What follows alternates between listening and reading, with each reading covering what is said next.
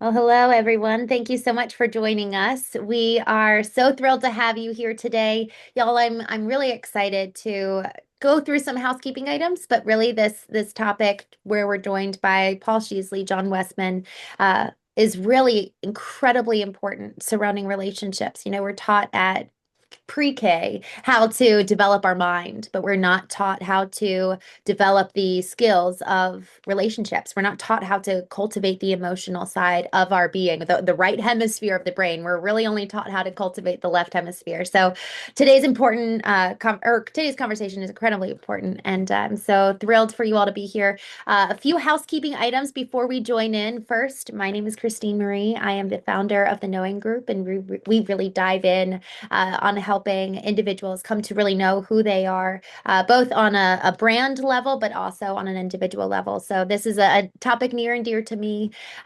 We are going to be using this conversation today as a live discussion in the coming weeks as we head into 2026. So really, it is such a privilege you're here today. I hope you feel excited to participate primarily through asking questions. We really want to hear from you.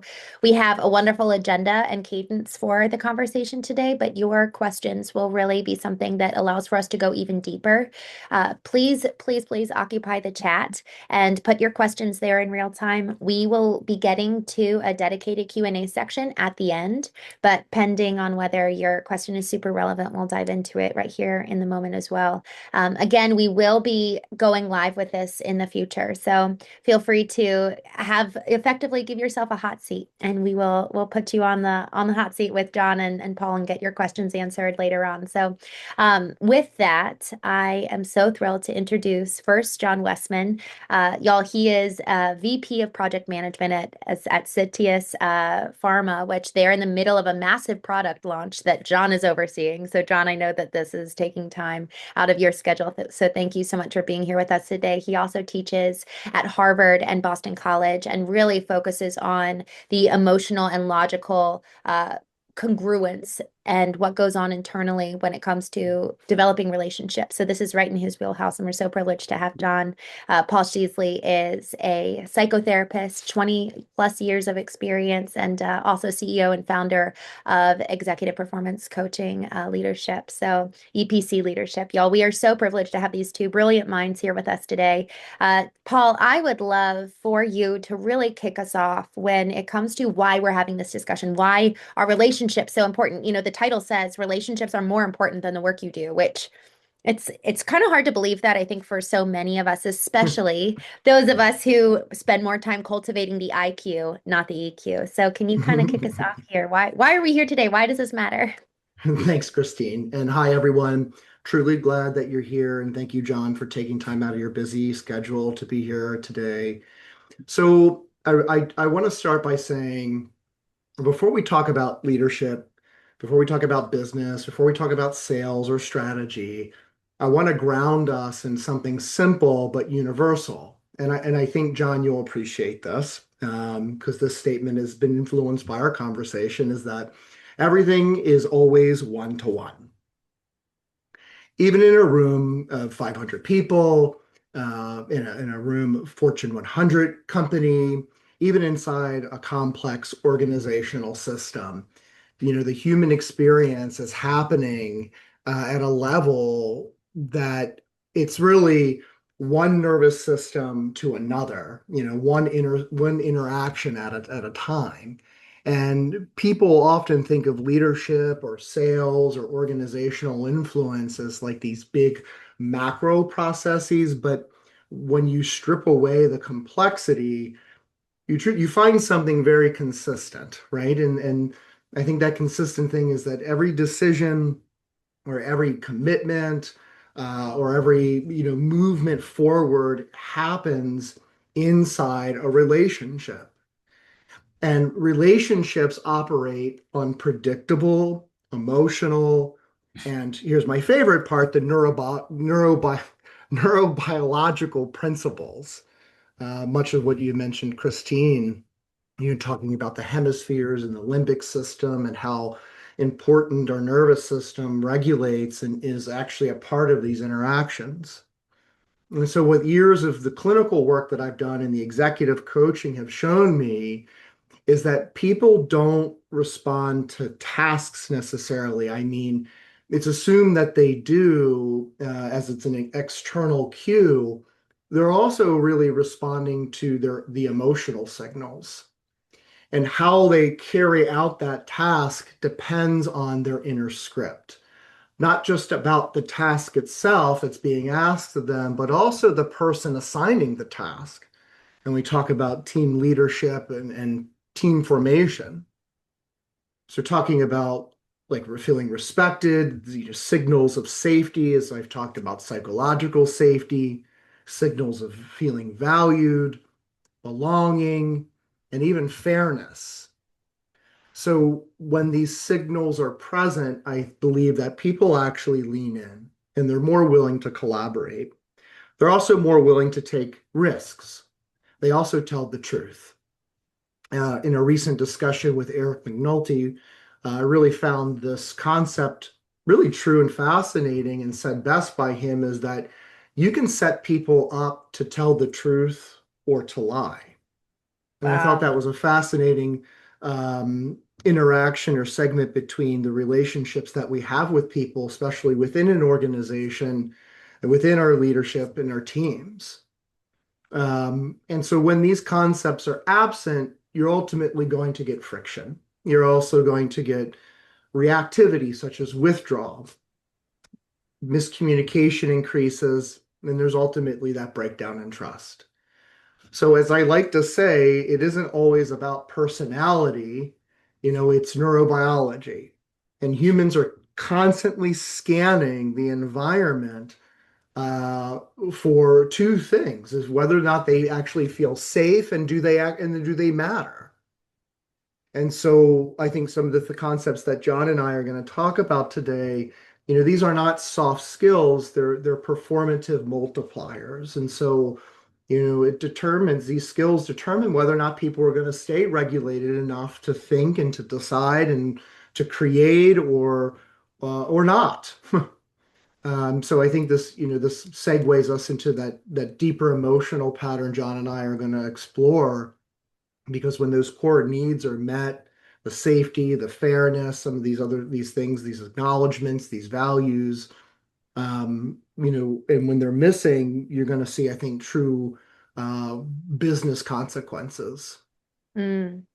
And to that point, Paula, I'm so grateful you started there because these skills that we're talking about today are not just in the boardroom, they translate into the bedroom. They go across every line of professional to personal because it's all about effectively developing the skill set so that people really can feel safe. And then you also said that they matter and really affirming that so that when we have the hard conversations, we actually are empowering people to maintain almost their nervous system baseline so that they don't go Mhm. into flight, fight, freeze, or fawn. So, to Mhm. that point, y'all, this conversation is one that is probably one of the most important ones we can have, especially before the holidays when we're in those rooms with families that we love so much and who can be probably very triggering at times. So, this is Yeah. very, very timely. John, I would love to hear from you based on everything Paul just offered, but also some of the things you shared in the green room with us around what do people really want and leaning into that of once we know what they want, we can then effectively meet their needs after kind of proving that psychological safety so that they can kind of operate at that baseline. Yeah, thank you. Thanks for having me join. I love what you said, Paul and Christine, too.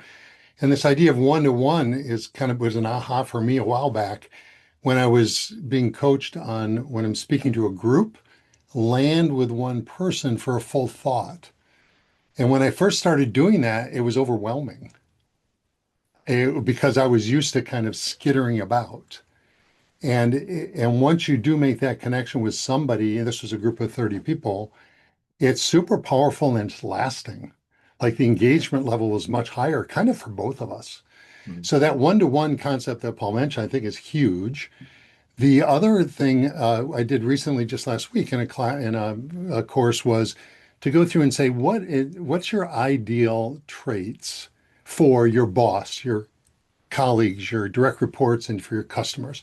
So everybody were writing down the answers, and the ideal traits were things like we all have. I want someone who's experienced, transparent, truthful, responsive, coaching, hands off, listens, uh, trustworthy, open to feedback, consistent, reliable.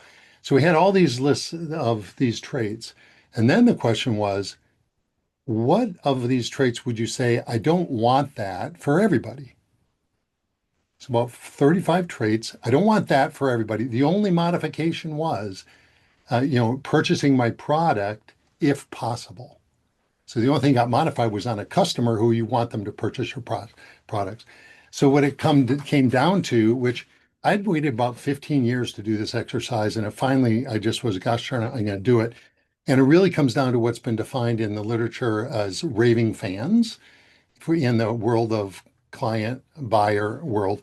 And then modified a little bit to say, like you said, in the living room, in the office, and kind of in the Starbucks or wherever, everywhere. So it things like positively collaborate for mutual gain, provide unsolicited praise and suggestions to you or your company, will forgive poor quality and help you fix it. Like, if I have a piece of spinach on my teeth, even if just met, I'd rather have you say, "Hey, John, you got some salad on your teeth you want to put it, right away." Because if I learned later you didn't do it, I'd be like, "Oh, shoot, wish we'd have done it." Another one is extol your virtues voluntarily to others in your absence.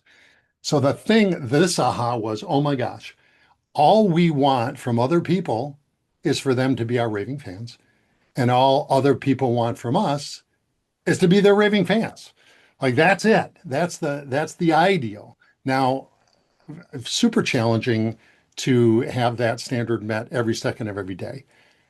And yet, it's a great framing to help think through intentionally how we're going to interact. And I love too that, Paul, you said we're two nervous systems interacting, and it's all, in these different dyads kind of. So I really feel like too, neuroscience have said that the brain is essentially the same the last 25,000 years. So it's probably not going to change in the next year or or certainly in my lifetime. So it's like we have these hardwired brains and hardwired systems that we can go in the flow with. And so I think combining the idea of saying like, look, I want to treat Christine respectfully, kind, etc. And the last thought here, just want to throw out there is this: the framework that we've had for decades has been people want to be seen, heard, understood, or felt. Maya Angelou has a wonderful quote on that. So seen, heard, understood. Lately, three other traits have come in: being chosen. So we're choosing to spend our time together. The folks listening to this are choosing to spend this rare, finite thing we call time in this environment, in this moment with us. So chosen means you belong. Second is accepted, you're liked. And third is worthy, you feel valued. So I've kind of come to this thing, SHUCAW, SHUCAW, seen, heard, understood, chosen, accepted, worthy, because when it's there, we trust we have progress. Any moment it's not there, the other person disengages and begins to question the trust, and no trust, no progress. Mm. There's so much there that you just offered, John. I'd love to go back through those last ones. Seen, heard, and understood. Those are the first three. And then the last three, chosen, accepted, worthy. Brittany, I just saw you put that in the chat there. Y'all, those kind of six, those core six are really the drivers and the motivators for so Yep. many of us. And so how does that manifest in the workplace, Paul? John, what you said is so important, and I want to double down on that, and then I can get into examples. There's some work by Kate Perlman and Shaw, and she makes a point that aligns perfectly with what we're talking about today. Is the concept of how do you get the best from someone is you can't unless you truly understand their neurobiology and understand their needs. So specifically how, like, for example, the brain avoids threat and seeks reward. So when people feel threatened, even subtly, their brains are going to shift into a protective mode. And you'll see the defensiveness, you'll see the withdrawal, and you'll see the resistance. But when people experience the right kinds of reward, like some of the things you talked about, feeling chosen, feeling heard, feeling understood, and autonomy, that brain is going to flip into the engagement mode. And so that's the part we want people to operate in that prefrontal lobe is that that's where the creativity and the collaboration and the learning is really going to be at its full capacity. We can't be that when we're in a threat state. We can't be that when we're in a defensive place, when we're running, when we're tied down within our own stressors like perfectionism or the overwhelmingness of compliance. These emotional shut spaces of shutting down are going to inhibit not just the relationship, but ultimately the goal of that relationship, especially when we're looking at it from a relational stance and or a business position. And so, when I think about, John, what you just said, I think about those are rewards. And we want to optimize, I think, that concept of we can reward people simply by how we speak to them and what we speak, and then how we listen to them and allow them to share their message, which is also why it's so important for stories, right? To be able to have certainty and autonomy, even to recognize the status of someone within a company or within the realm of leadership or teams. Fairness. I mean, these are all concepts that actually open up people's minds and reward the system. The system meaning when we get these needs met, we actually get a little hit of dopamine, right? We get that drug. But it's interesting too, our brains will often balance that out, meaning that the high, kind of that dopamine hit, but often in a negative way because our brain goes, we want more. So then we want more of that. And so that's where the consistency is so important within an organization is we want to keep the atmosphere and the environment open in such a way and collaborative in such a way that we're operating on different um, accessibilities to how do people get their dopamine hit in work, whether it's through purpose or feeling chosen or being heard or having autonomy. They all have to be threaded throughout. It can't just be what's the productivity, what's the bottom line, because the brain's going to balance it and it's going to want more status recognition. It may want more money, it want more perk. And so this is where we can often sabotage our groups and our organizations by just focusing solely on like productivity and output. Wow, so good. John, before I ask my next question, anything you want to add to that? Yeah, I totally agree with all that. And the dopamine, the oxytocin we bring, Paul Zak is like the oxytocin expert in the world. And he literally puts oxytocin as an aerosol spray for some experiments. And once you get oxytocin, which comes from things just like we agreed on our agenda today, that gives us some of the trust molecule, oxytocin, plus dopamine. So I do totally agree. We're manipulating our body chemistry all the time, and becoming aware of it is a really powerful thing. Mm. The other thing about the whole person, I totally agree because we're not just, you know, doing some transaction. Last idea was Michael McCarthy, my co-teacher, has done quite a big survey, and it ties in exactly what Paul's saying, which is the data he has shows that when you think of your boss and you feel like that's a boss who doesn't value me, you give about 25% of your potential effort and attitude. And then somebody who partially values you, you're up at 40 to 60% on these different criteria.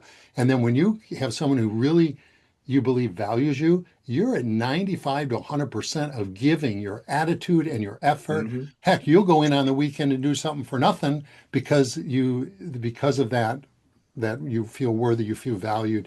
So Yeah. it is it's amazing how our habits are not to do that, or we're too busy and we forget. But that those of us who pay attention to it get all kinds of great opportunities because people want to work with you.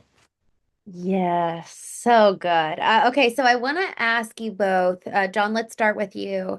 How do we be proactive with effectively applying these dopamine hits, with handing out these rewards. And even Paul, you mentioned this, and I think this is so important, being consistent, that people know they can rely on you as the leader in the effectively delivering of the dopamine hit, so that you become a safe, that's a true safe place. I actually worked at one point before I started my business. My boss really inspired me to start my own business because I went through major highs and lows working for her. Some days it was wonderful. She was affectionate, she was generous, she was gracious, she praised everybody. And like literally within 24 hours, she'd walk in and it was a completely different person. And so it's actually, I think, more damaging when dopamine hits are inconsistent and unreliable to the nervous system, because now you don't know what you're getting. So, John, just to hand it right back to you, how have you seen consistent application of the rewards of really making people feel seen, chosen, accepted, worthy? Well, I think it's, thanks for sharing that. It's exactly what you said is like we all, if you were to write down on a piece of paper, would you prefer somebody who's inconsistent or consistent? I mean, we all want predictability. So a lot of the stuff that when I'm doing teaching, is start with a question to let the adult learners answer it. And it is incredibly aligned with where we end up going almost every time. So really, I think it's just, if you start with the frame of, hey, Paul could be a lifelong friend. Oh, he is a lifelong friend. And because friends do for friends, that they don't do for non-friends. Business friends do for business friends that they don't do Mhm. for non-friends. So if you stay in that zone and just say, well, how can I make Paul's life even better over and over and over? Then Mhm. at some point he'll choose to share information, put me in the circle of trust, and then we continue to grow in our mutually beneficial relationship. So I really think it's intention matters a ton. When you try to do tips and tricks and believe me, sales is full of them, that the only thing that kills every single one is your desire to get a sale, because that's smelled out by the buyer. Even though you think you're being clever, you're not. We all can tell right away when we think someone is trying to sell us versus trying to truly help us improve our life. So that's kind of the biggest, I would say it's that. And of course, you got to have goals, you got to have passion, you got to have grit, you got to have all these other elements of high performers.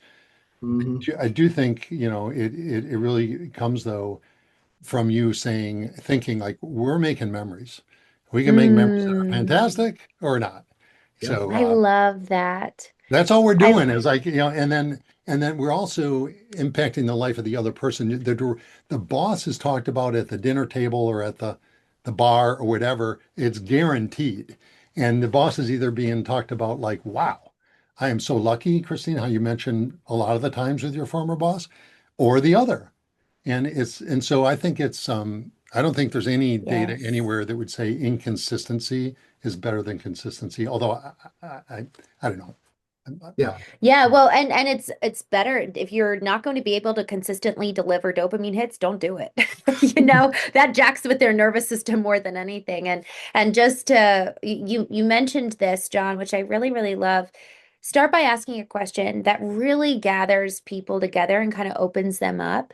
And I really, even if you're speaking to a room, I'm kind of thinking, okay, what are the techniques to establish relational trust in a group setting versus in an interpersonal setting, the one-to-one piece? And so Mhm. both of you already highlighted, in a group setting, make that eye contact, finish the point with that person, move on to the next. And then another aspect of that, open by asking a question. And then Paul, kind of going down to the one-to-one, what are some of those ways that we can really Yeah. deliver those dopamine hits? Yeah, so I'll definitely answer that. And then at some point, I'll circle back to giving some examples so that some of the concepts that we're talking about don't feel as abstract, because obviously, I'm sure the listeners hearing this is, great information. And I often say this, what do you do with it? Right. And so knowing it is one thing, and then putting it into practice is another. And I always like to make sure that I bridge that for folks. And so to take a moment and to go deeper into something I think that leaders can often overlook is really the power of language. It's not just communication. Language can is often reflective of regulation. And I think regulation is what makes influence possible, right? one of the things that I'll often say to my folks is if you can't emotionally regulate, you can't communicate. And so that often goes back to my inner architecture theory and self-regulation. But just kind of sticking with this portion, this is why, Christine, what you had said, questions are so important because I often find that questions are actually going to outperform statements. There's not really a place to go with statements. I think with reflective language, I think that's actually going to outperform persuasion. Because what you want to do is you want folks to turn internally, right? So there is a neuroscience behind influence, obviously. Tying that all in is because when we get into like statements, we're telling. The questions are actually going to be revealing, right? Because it forces someone to turn inward. They don't have to stay externally. And so when you make a statement, the person is actually going to be evaluating you and what you're saying. But when you ask a question, the other person is going to evaluate their own thinking. And that's what we want people to do. And so this is like a massive psychological distinction that I make sure that anyone that I coach, that this is being assessed. And it's a conversation that we're having is how do you feel in your language? How do you feel people respond to your language? So we want to pull and not push people away. And so this is why it's so important and why the best negotiators rarely come across as aggressive, right? Because they're going to come across as deeply curious. And there's so much about people to be curious of, and there is time to do that. Because the thing that I have found, which this is I'll call a tactic for those listeners, is that people do not resist being understood. So the more you reflect someone's experience, the more you inquire about their need, you're not parroting, but you're accurately naming what matters to them. And when people feel understood and heard, the likelihood of them becoming defensive or shutting down is going to significantly decrease. The entire physiology shifts. And so learning and practicing reflective statements is a muscle. It takes practice. It's hard to do that, especially when internally we're not regulated, because curiosity goes right out the window. Our ability to reframe goes out the window. And so reflection is so important. It creates oxygen between the conversation, whether you're in a team or addressing someone one-on-one. And so reflection is about that person, and Mm, just persuasion is about you. So it's kind of just having that self-awareness, right? That metacognition. so So, good. so I, And I, oh I yeah, love please, this, John. Chris. Let me just jump in on this idea. So who can change your mind? Just as everybody. So think about it. Who can change your mind? Okay, who is it? Paul, Christine, who can change your mind?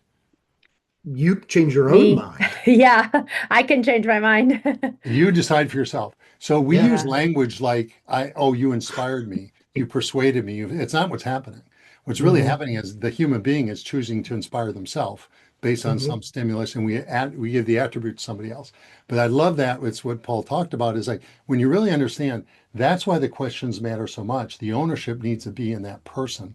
And totally agree, top 1% sellers are they take the time to ask thoughtful questions, help their buyers understand the world more deeply than they did before, Hmm. why they want to change today more deeply, what the future could be more clearly, and then easy steps to get there. That's the process that's happening all the time. And that's what negotiation is too. I think Paul's dead on the curiosity point of view, and also that the regulative, when you talk in a voice that has not, is flat affect versus Yeah. full of emotion. So I think back to your question, Christine. How can you really make other people feel seen, heard in the workplace? Think how many times did you paraphrase back into that person? Like we haven't really done it in this conversation either. We haven't paraphrased, but this is a different format when you're one on one with somebody. And I think you said reflective questions or reflective statements, Paul, because we can't read each other's mind yet. But Hmm. we can say, hey, Paul, I really appreciate, what you just said, and did I get that about right? So if you're doing that a lot in the workplace, then you're probably having people, really appreciate you. They feel like you Yeah. listen, feel like you're a good person. And Yeah. really, you don't have to give anybody any information about you for them to absolutely love you. Because Mm. the other physiological thing is that when you're talking, like I'm doing right now, I'm getting dopamine. A functional MRI study in 2012 showed this clearly that when I think you're listening, which you guys are giving great listening cues, whether you're listening or not, kind of doesn't matter. It's what, as you said before, it's what I'm thinking. And I get more dopamine. So just enabling the other human being to talk, use the hardwired brain mechanism and let them express. Plus, when you're listening, you're learning. So all these things come toward best leaders the charisma comes from them focused on you and asking questions.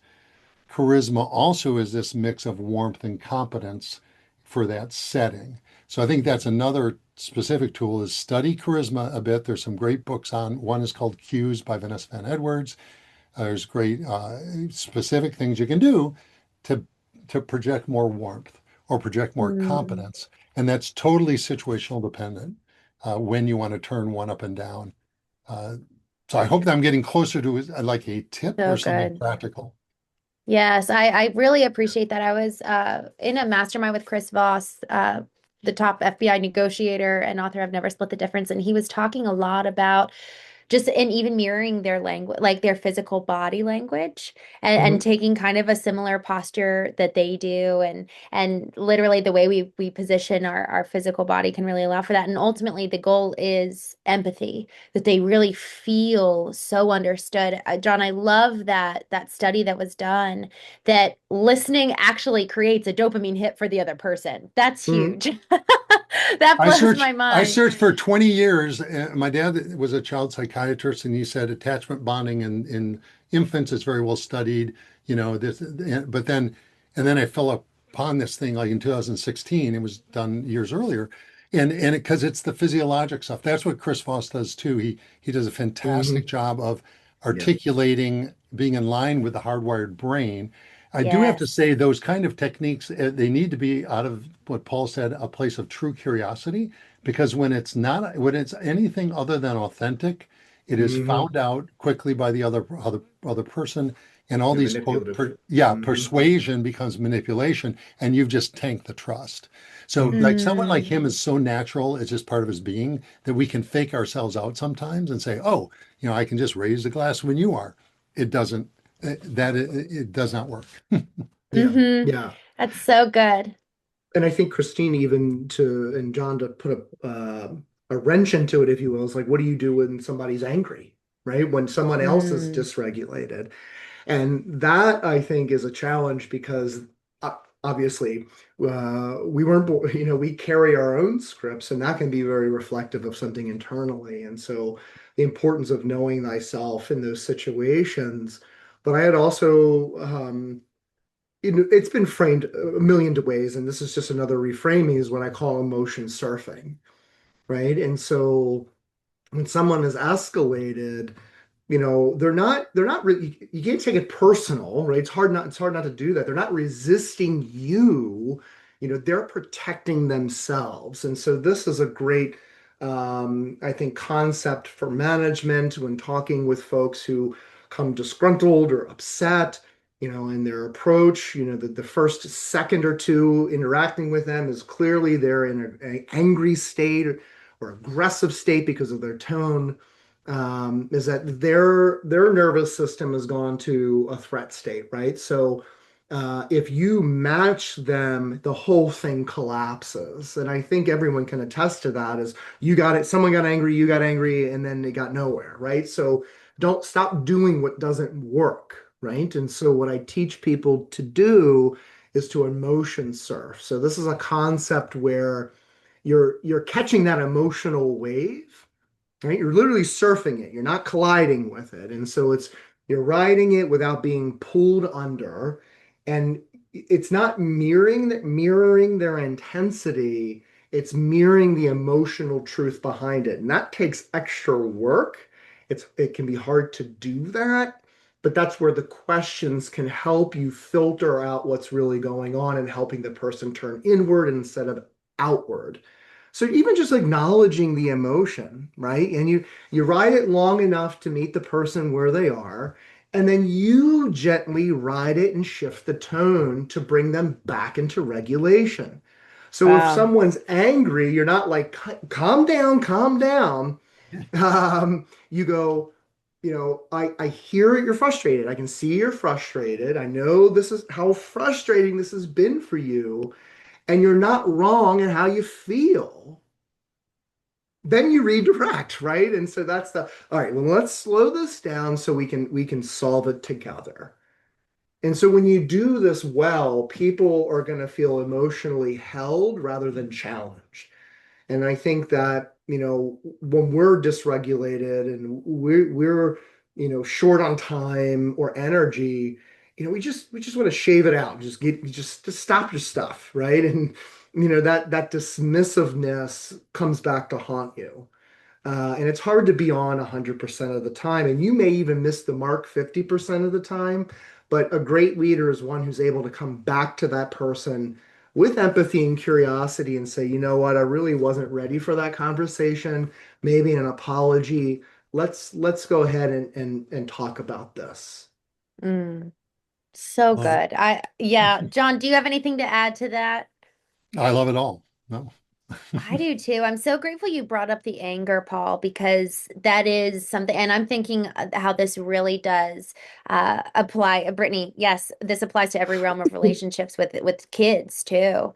Yeah. I was having a conversation with someone the other day who's my peer, and they were really, really upset, and the way that they were ebbing and flowing in their cognition, it almost reminded me of a child.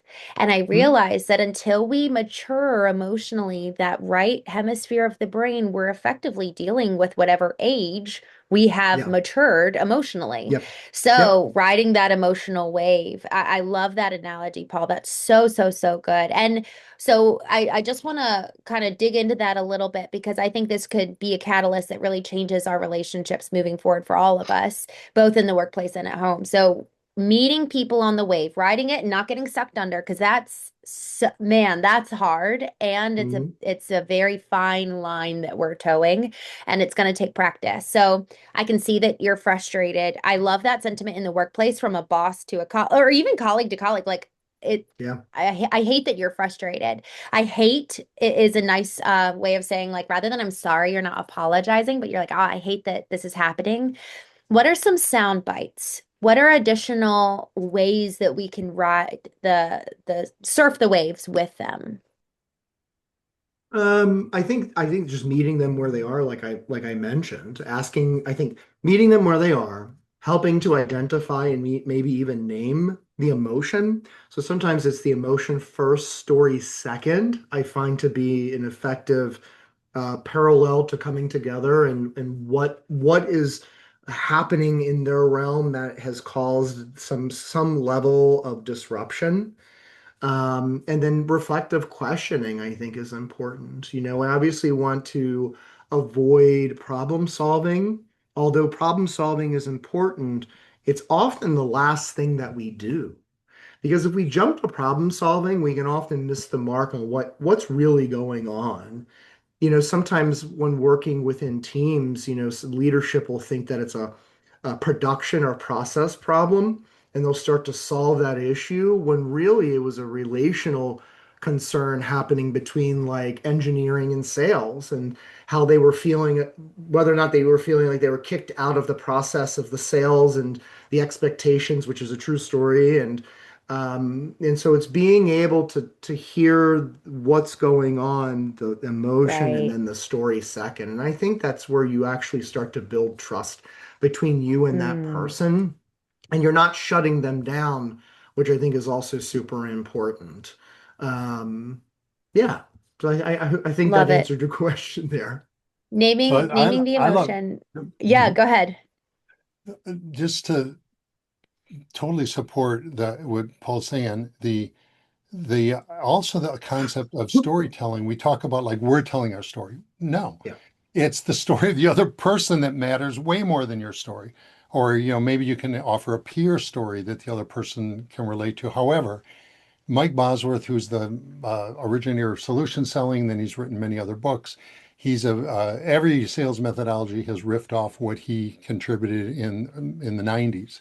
And what he talks about is story tending.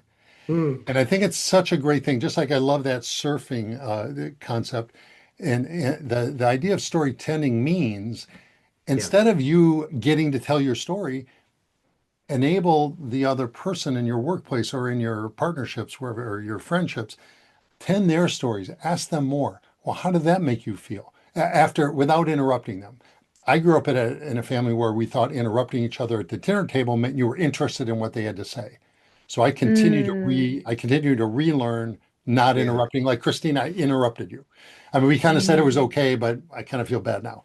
So the concept is tending the other person, letting them fully express all the things that relate to them. That's how people end up just loving you because they feel like you've seen them. Not only physiologically, they've gotten dopamine, oxytocin, other feel good hormones, they also have that connection with another person.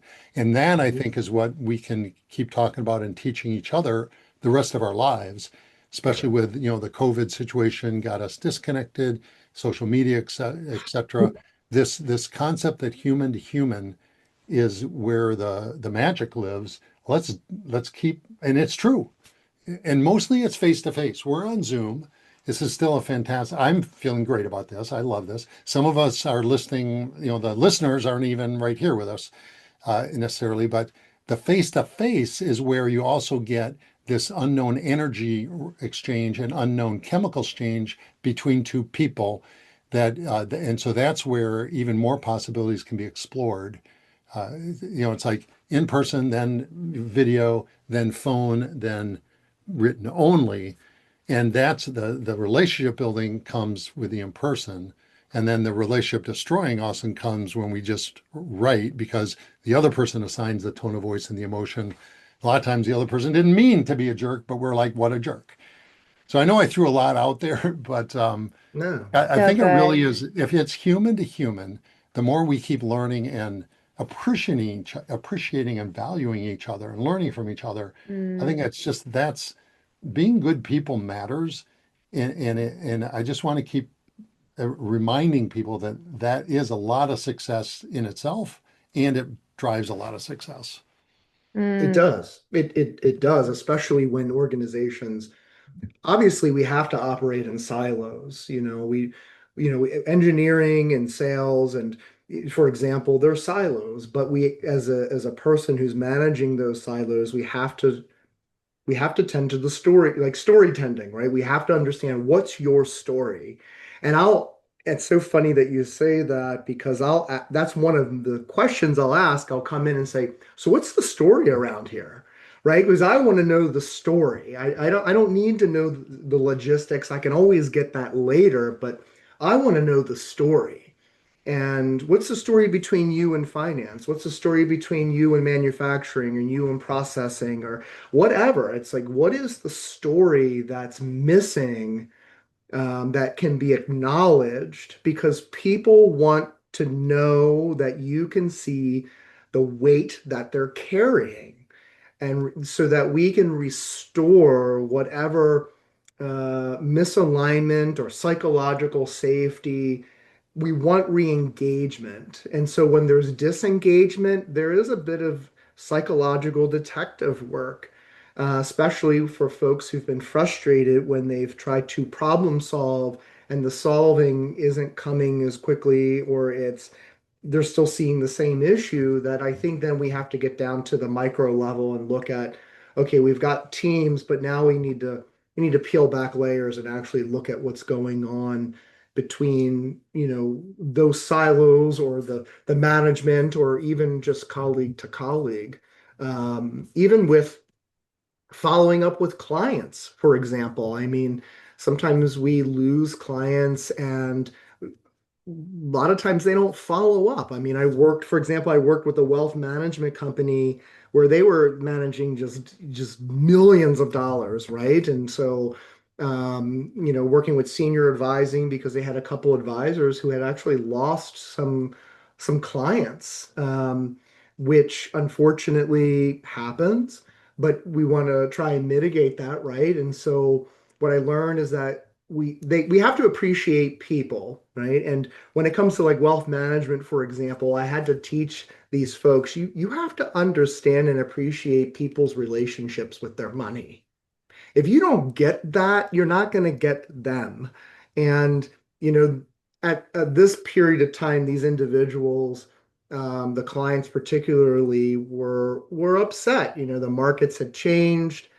Very smart people, but still they wanted reassurance. And what they got was this sense of like, you're fine, you're overreacting. And so the attitude wasn't showing compassion. And so I tell leaders this all the time is that people leave emotionally before they'll leave financially. And at that point, it's too late.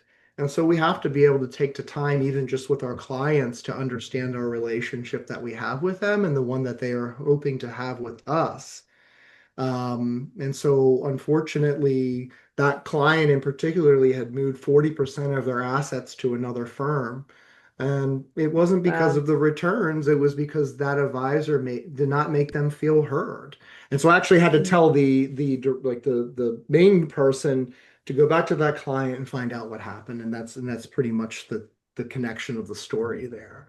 So it's just Mm. so important that not only do the people we work with need to be feel seen and heard, but also the folks that we are serving, the external, the clients. Emotions go a long way versus satisfactory um, production, right? Satisfactory versus that emotional connection. They're two different things we talk about. So good. So good. I really I want to put a bow on this because when we talk about, actual application, Paul, the framing you gave is name the emotion, what's the story, And what's the ask the story, right? reflective questions, and then we get to problem solving.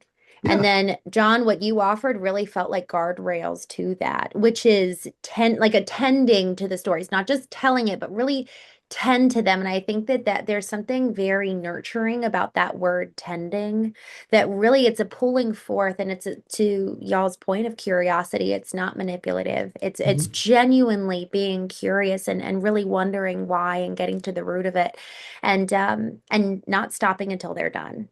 Because that's something that really is important. A lot of folks aren't used to being drawn out. And man, when they are, it's like they light up. Even if they're in the moment of conflict, it's really soothing to your point to talk. So tend to their stories. To your point, John, don't interrupt. That's another guardrail. And then in person is always best, especially in the moment of conflict. If you have to, video, and then if you have to, phone, and then written is always the last because people assign emotions there. So I just wanted to put that framing together because y'all, Paul, you said this application is so important. How do we do this? And John, you mentioned yesterday that effectively Harvard itself is moving from calling these elements soft skills to power skills. Can you talk a little bit about that for us?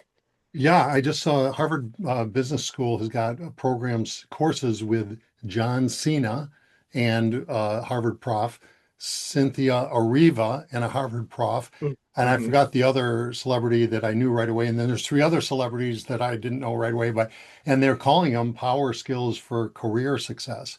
So Wow. the rebranding of interpersonal and soft skills, I think now is at least reached that level. I love that Paul called them performance skills. They were never soft. That was a misbranding. As you mentioned at the get-go, Christine, we don't really get specific teaching. We learn it through experience, and fortunately, peer groups and whatnot, take care of a lot of that. However, we have a lot of people who are grown-ups who never got corrective behaviors, so they do a lot of things that I teach against. Like you can't be a top Mm. 1% sales manager or top 1% seller and do a lot of behaviors that we see every day out in the media. Hmm. So it's an interesting phenomenon where a lot of what we see and the frequency bias makes us think, oh, we can treat people that way because other people are and they're in power. And the answer, there's never been a seller who's ever used any of those, non-power skills or, silly soft Yeah. skills that are against, being kind and being generous and helping the other person be more successful.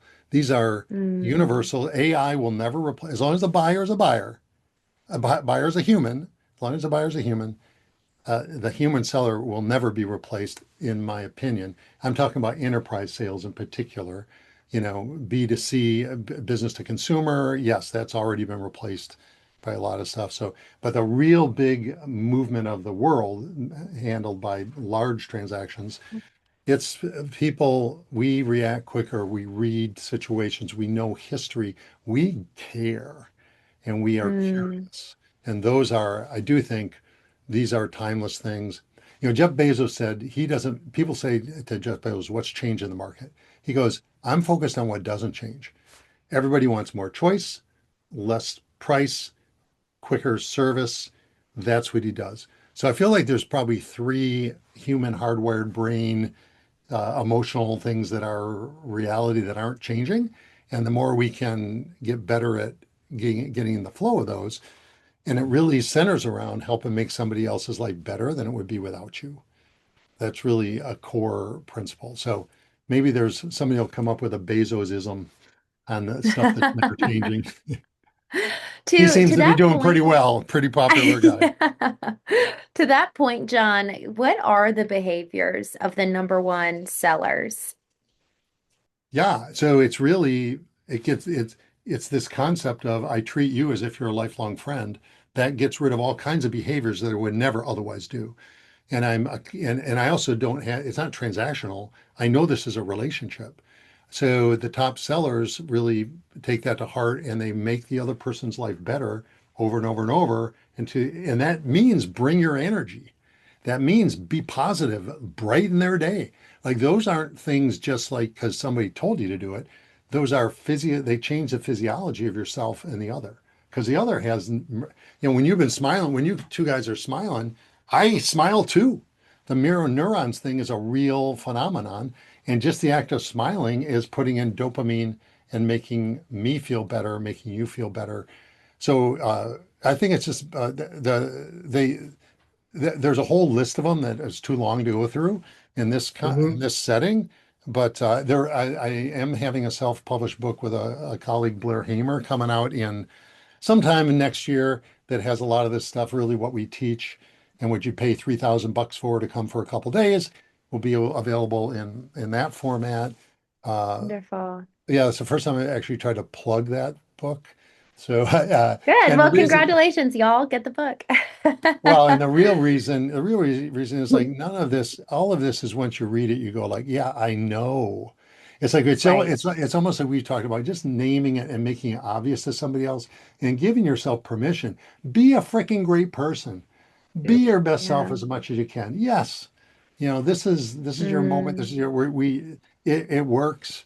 All mm, the so I think a lot of it people know, and they just hmm. need to be reminded that in the work setting too, we can Right. be really good people to other people. And like, yeah, I want to lean into this because I appreciate you calling out, John. And in some ways, we all know it, but it's really about building the habit and hmm cultivating the muscles of training this to be just how I exist. It's no longer I have to try it. It's that questions are my default. Being curious is my default. So let's talk about habits here.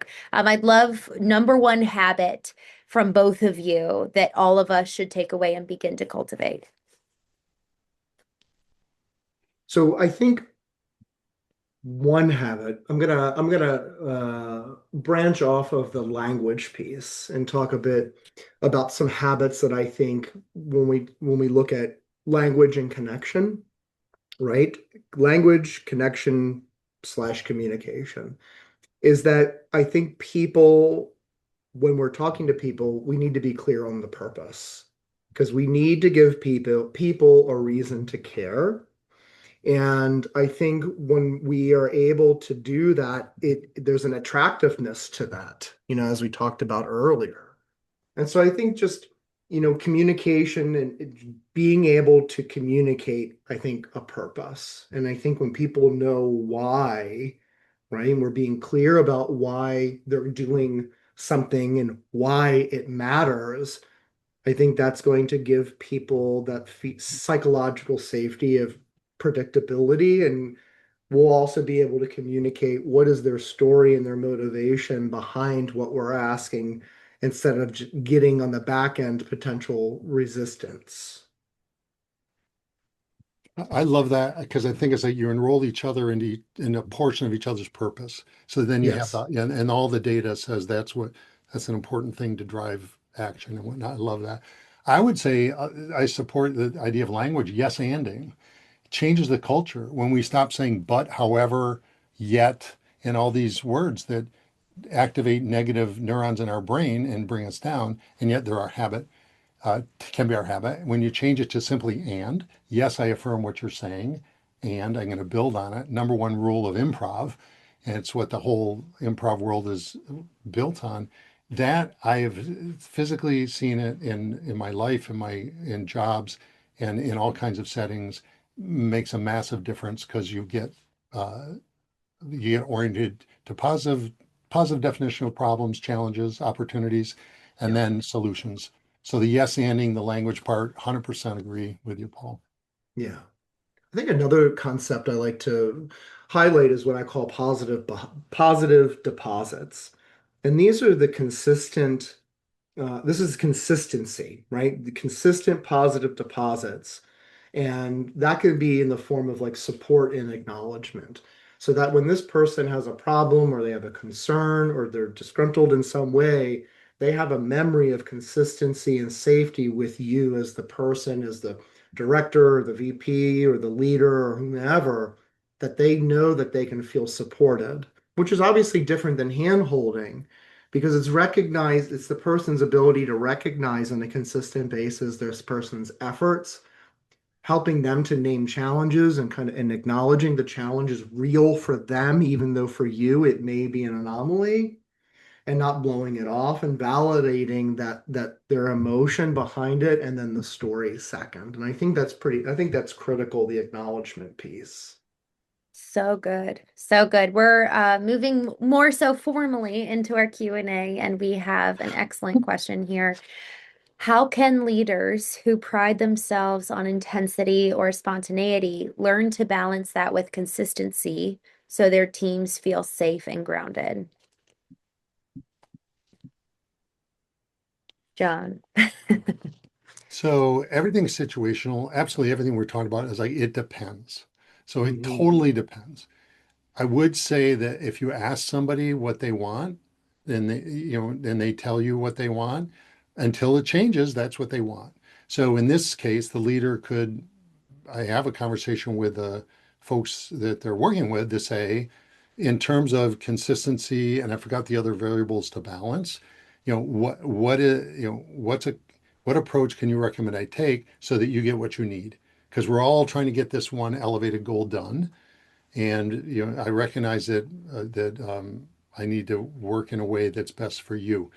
That your direct when you're a sales manager, just as an idea here, when you're a top seller, your focus is the client. When you're a sales manager, your focus is your direct report. Your direct report becomes your client. And I think the servant leadership model says that.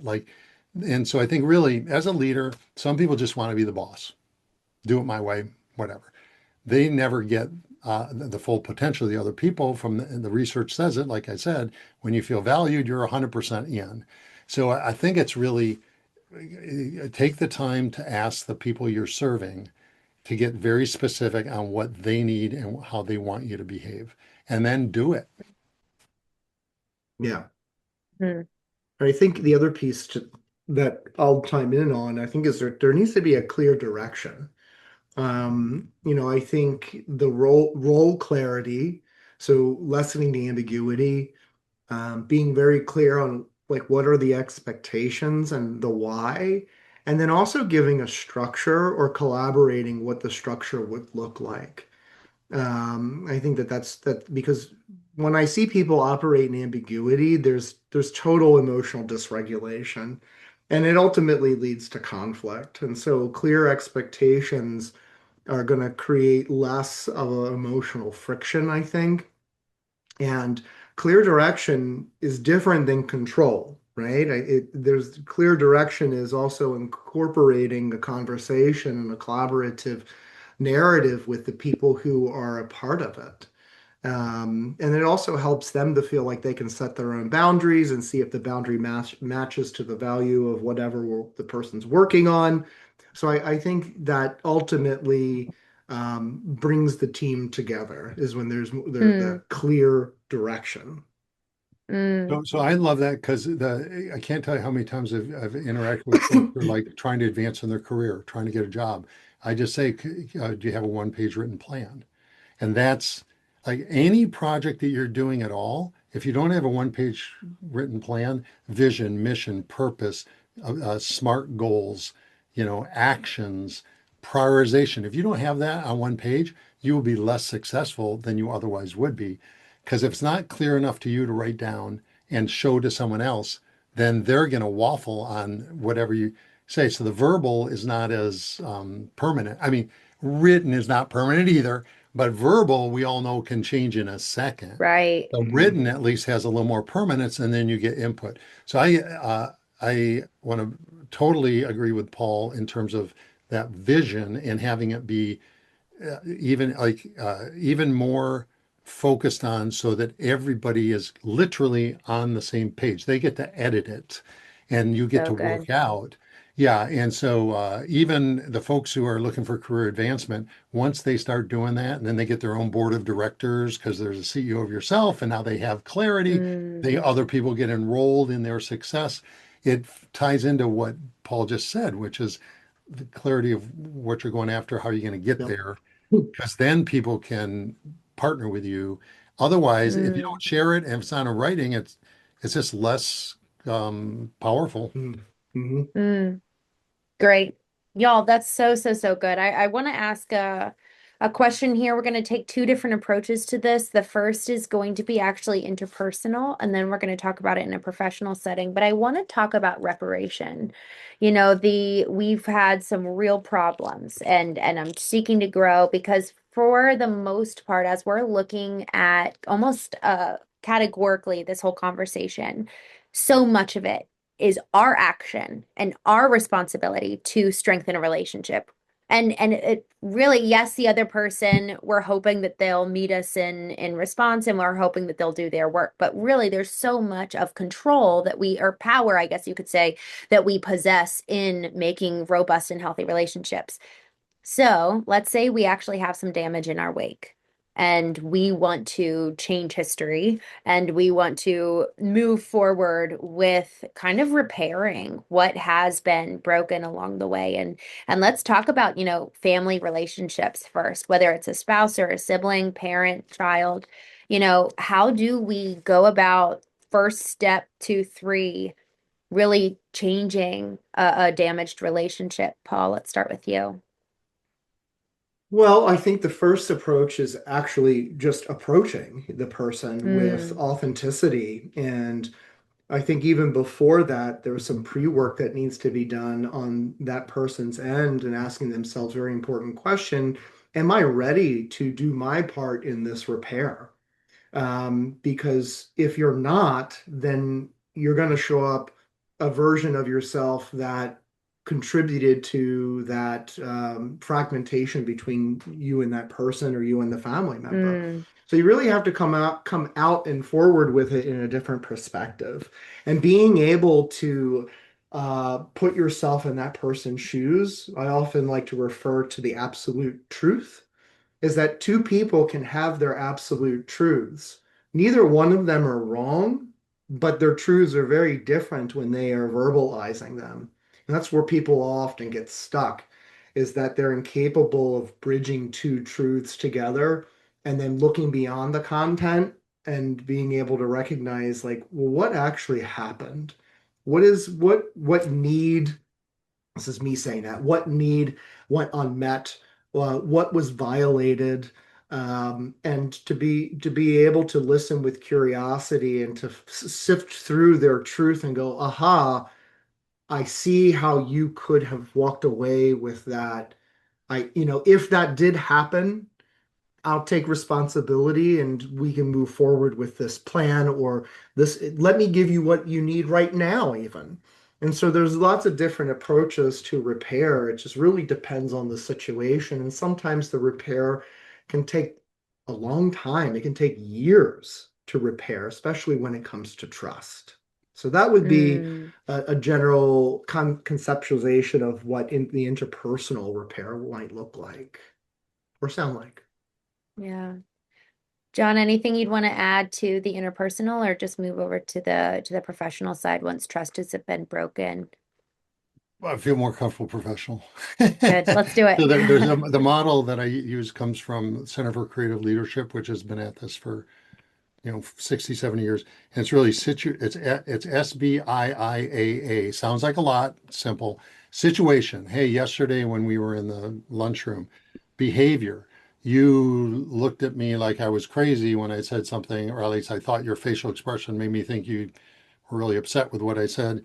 Impact. That caused me to, you know, have some feeling or not want to say anything. So it's really SBIIAA, situation, behavior, impact, inquiry. So then if somebody else did the behavior, I would ask them, well, tell me more, tell me the story. And then A is acknowledge, because what we haven't said enough, and you never can, is that once the other person has to feel like you acknowledge them and their beliefs and truths and everything as well or better than they can. So that's and then the last one's action. So what do you want to do about it? So that's something that I've shared with lots of folks, especially doctors to nurses, really high intensity situations. Mhm. And it just helps them break it down. And then it's what Chris Voss says is put in your late night DJ voice. Is like you can say about anything if you're just neutral with your tone of voice. And Paul, you demonstrate a regulated, kind of mature, nonplussed point of view. So I think if not that, use any model that hits those basic things of making the other person feel seen. Because in sales, you have to articulate the problem better than your customer can because of your experience, or as well, before they're willing to go another step.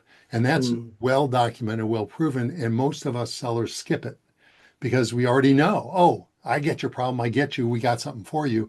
And they prematurely present an idea that the other person's not ready for because the other Mhm. person hasn't felt seen, heard, understood, chosen, accepted, worthy.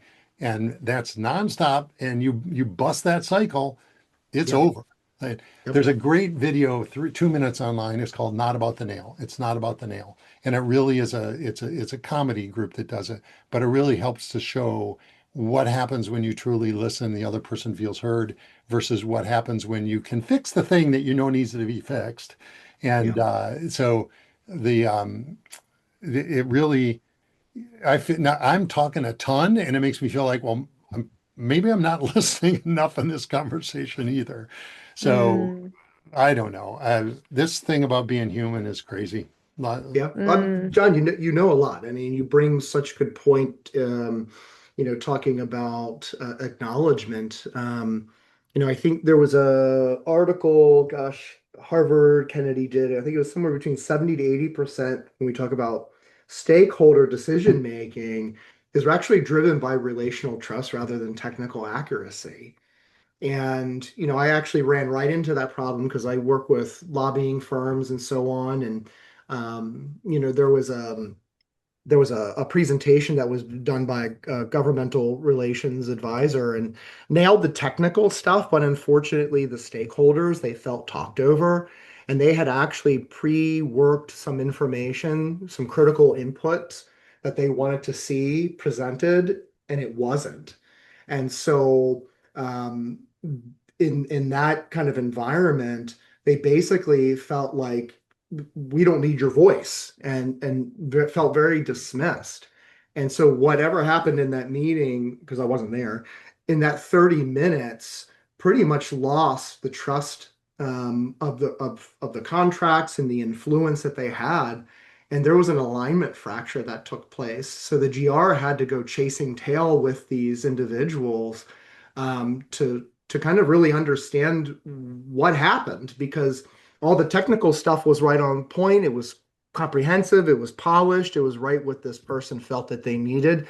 But that person presenting really missed the relational piece because it wasn't about the intellectual component. I mean, yes, that's important, but being able to acknowledge what who your audience is and what their needs are, just like whether even if it's in sales, it's acknowledging the problem and truly identifying it and articulating it.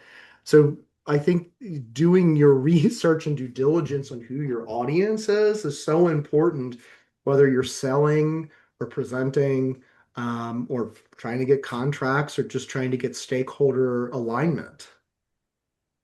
Mm. So good.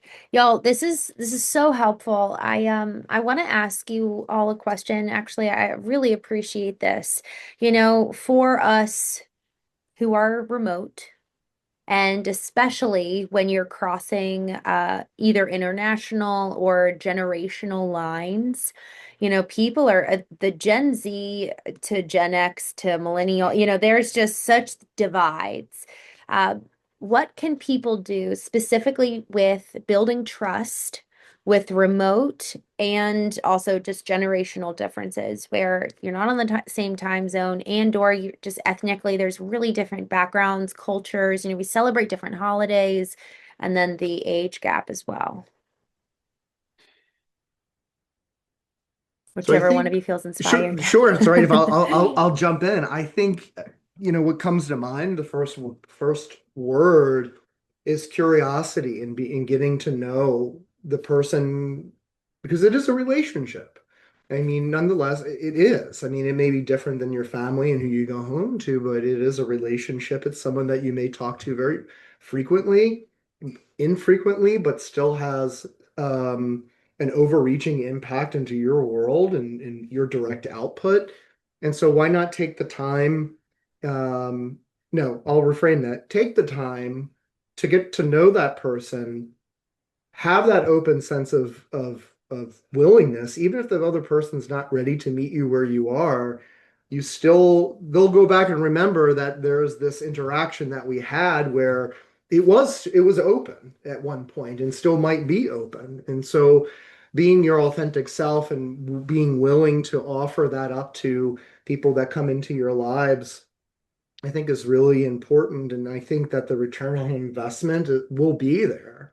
And so I think just being open, being curious, being willing, being authentic, and taking the time to get to know that person as much as you can, as much as is appropriate within the boundaries and confines of the working relationship. I think that's totally acceptable and should be expected. I love that. Also, we're not, I focus on what is the same because I'll never be able to understand all the differences. I have a lived Yeah, that's experience, great. Christine, that you never, I can never experience, Christine, your life Yeah. and what you and Paul. So I kind of go 98.5% of our DNA is the same. Our cells are the same. And so that's a starting point. We were all grew up somewhere. We all, most, not everyone, but you had some experiences in your youth, maybe school, maybe not. Then you had some more experiences. You had more experiences. We all want to be safe. I haven't said that out loud because that's embedded, but I agree with Paul. He wants to be safe or insecure before anything. So these are all things we have in common. The um, that's where I'm at. And then you all want a better future, however you define it. So having conversations about the things you have in common, I think we have mutual gain. I'm going to say with everybody on earth, there's some mutual interest gain. Now, it's hard to imagine that necessarily, but I think there's something. There's some people where we're so different that it's going to be a short conversation and that's over. But you don't have to vibe with everybody. It's that vibe, it's that energy. And so I kind of feel like you put out your best self, you do your best. The thing is that kindness gives you emotional and physical rewards. And also the person who receives it get reward and the people who watch it. So all these things where neuroscience is teaching us like a lot of good things that we thought, but now they're proving it, biologically. So that's where I try to go. And if you focus on what you have in common, and if you're asking questions and curious, you really can have a relationship, a positive relationship with most people. Not everybody, but most. Um, and then how do you want to be in the world? Well, what do you want to be giving off? Do you want to be making are you leaving the day in better shape than it was before? Are you bringing Mm. something? Because that is, we have that opportunity every day. Yeah. I Yeah. love that. And it requires such intentionality. And so often that starts talking about habits. What habits can we instill? It's honoring our mornings and honoring the time with ourselves so that we can proceed with curiosity and we really can proceed with our best selves, because apart from intentionality, those default, Paul, you mentioned this right at the beginning, those inner narratives, those default programs that we observed in childhood really do Mhm. guide us forward. So y'all, thank you so, so much. I'd love to hand it over to you, Paul, to just make any last closing remarks that have come up throughout this Yeah. conversation. There's so many definitions of leadership. And, what I've come to learn is that leadership was never really about having the right answers. It's about creating, I think, the right conditions and the right environment.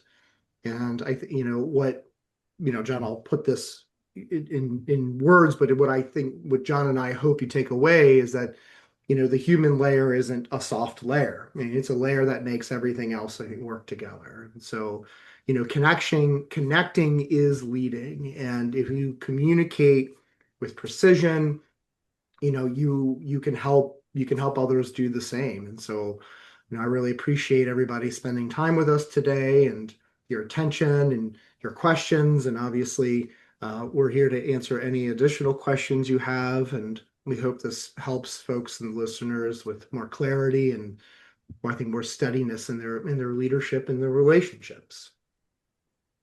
Wonderful. Thank you, John. Thanks for the opportunity. I'm learning a ton. This was wonderful. Well, thank you. Thank you. I'm grateful to be here. I'm loving where I am right now. And I wish that for you. And I wish that for you from now and forever. So thank you. Thank you. Wonderful. Wonderful. Well, y'all, thank you so much. I see some additional open questions here. Paul, I'm going to shoot them over to you and I'll let you answer these via email moving forward. But y'all, thank you so much for joining us today. I know that this is a very busy time of year, but Yeah. honestly, what we learned today really can be translated tomorrow, today.